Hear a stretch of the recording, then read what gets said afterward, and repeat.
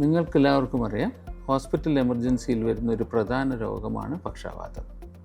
പക്ഷാഘാതത്തിൻ്റെ ആദ്യ രോഗലക്ഷണമായ കുഞ്ഞിപ്പ്, അല്ലെങ്കിൽ സംസാരത്തിനുള്ള പ്രയാസം, അല്ലെങ്കിൽ കൈകാലുകൾക്കുള്ള ചെറിയ ശക്തിക്കുറവ് എന്നിവ അനുഭവപ്പെടുമ്പോൾ തന്നെ നിങ്ങൾ എത്രയും പെട്ടെന്ന് ഹോസ്പിറ്റൽ എമർജൻസിയിൽ എത്തിപ്പെടേണ്ടതാണ്.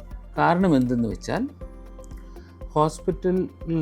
ഹോസ്പിറ്റൽ എമർജൻസിയിലെത്തി 4.5 മണിക്കൂറിനകം ത്രോംബോലിറ്റിക് തെറാപ്പി അഥവാ ഒരു പ്രത്യേക ഇഞ്ചക്ഷൻ എന്നിവ നൽകിയാൽ ഒരുപക്ഷെ രോഗിക്ക് മരണത്തിൽ നിന്നോ അല്ലെങ്കിൽ പക്ഷാഘാതം കൊണ്ടുണ്ടാകുന്ന മറ്റ് ബുദ്ധിമുട്ടുകൾ, ഉദാഹരണത്തിന് ശക്തിക്കുറവ്, ഓർമ്മക്കുറവ് തുടങ്ങിയ പക്ഷാഘാതങ്ങൾ കൊണ്ടുണ്ടാകുന്ന ബുദ്ധിമുട്ടുകൾക്ക് ഒരു പരിധിവരെ നമുക്ക് കുറച്ച് കൊണ്ടുവരാൻ സാധിക്കും.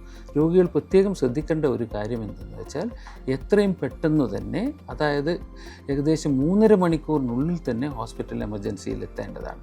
കാരണം മാക്സിമം ഇതിൻ്റെ ഇഞ്ചക്ഷൻ നൽകാനുള്ള ലിമിറ്റ് 4.5 മണിക്കൂറാണ്. 3.5 മണിക്കൂർ കൊണ്ട് എത്തിയാലേ നമുക്ക് രോഗികളെ മറ്റു ടെസ്റ്റുകൾക്ക് വിധേയമാക്കി ഈ ഇഞ്ചക്ഷൻ നമുക്ക് നൽകുവാൻ സാധിക്കുകയുള്ളൂ.